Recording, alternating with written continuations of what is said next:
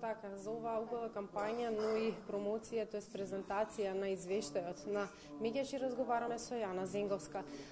Добар ден за вас, благодарам за учеството на информативниот блок на телевизија Нова. Па еве, моето прво прашање, која е целта на оваа кампања, а воедно беше и презентиран извештајот на СОС линиите. Па што покажуваат податоците? Така, 17 мај е меѓународен ден на СОС линиите и СОС телефонот на првата детска амбасада Меѓаши е дел од Европски Child Helpline International. Кампањата оваа година е правото да биде слушнат, затоа сакаме да кажеме дека секој дете има право да биде слушнато, да каже кои се неговите потреби, при тоа да се чувствува безбедно, сигурно и своите прашања да го пати или до родителите, или до институциите, воспитно-образовните, било кој што му верува возрастен. Податоците од СОС телефонот кажуваат дека трендот на прекршување на правата на децата продолжува во насока од 50 деца потенцијални жртви во периодот за кој што известуваме ноември 2016, мај 2017, 27 е прекршено нивното право во текот на бракоразводни постапки, поточно е прекршено правото на плаќање алиментација, правото на видување со родителот со кој што не живее, или пак вршење на притисок по било која основ да се види со родител со кој што не сака детето во дадениот момент да оствари контакт од било која причина.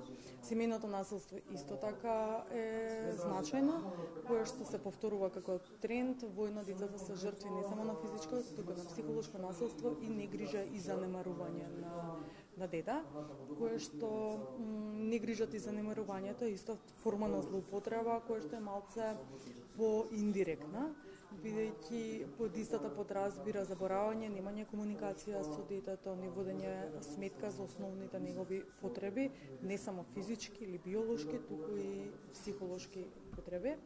Од нашите препораки е дека децата мора и возрастните да функционираат во еден систем во кој што е потребно првенствено да му веруваат, дека институциите мора да ги спроведуваат донесените протоколи од страна на владата и сите заеднички да работиме во насока на најдобар интерес на детето, без тоа да се сметаме дали сме приоритетни ние како граѓанска организација или државните институции. Тие се тие кои што носат одговорност, меѓутоа не можеме да ги исклучиме од одговорност родителите, кои што се еден најважен фактор, туку ние да бидеме само коректори.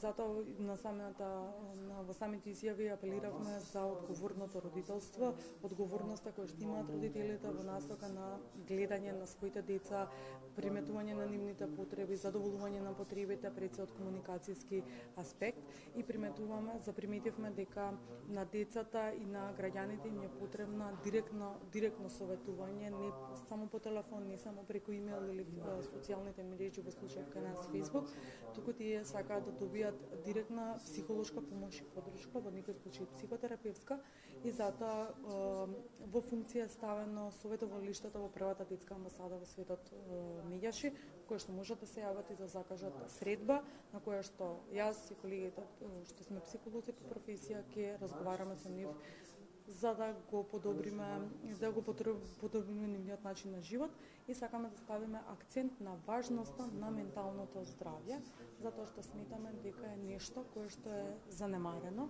во целокупното живење и овој стресен начин на живот кој што го живееме сите. Така, моето второ прашање би било дали има потреба и всушност колку има потреба од подобрување на детските права?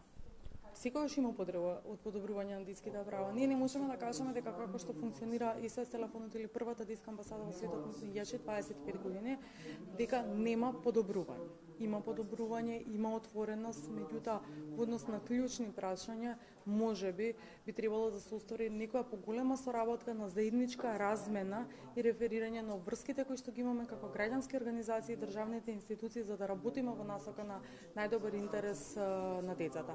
Значи, ние се уште, за жал, во Република Македонија имаме деца без идентитет, деца фантоми. Имаме деца кои што употребуваат дрога, а тие немаат центри за ресоциализација и рехабилитација. И тоа е навистина голем проблем. Имаме деца кои што се исклучени од редовен образовен процес, имаме деца со ретки заболувања кои што навремено не примаат терапија. Тоа се начини на социјална и здравствена заштита која што треба да иде во насока на добар третман и превенција.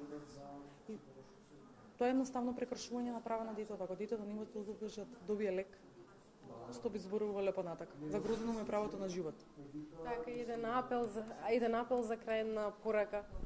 Така, првенствено апелирам до родителите дека треба да бидат отворени, да ги сослушаат своите деца доколку видат дека имаат некаков проблем или потешкоти во справување со било какви животни одлуки, дека можат да се обратат или до институциите или до нас како прва детска амбасада во светот Меѓаши, а воедно овој пат апелот го пратувам до воспитно-образовните институции, училиштата и градинките.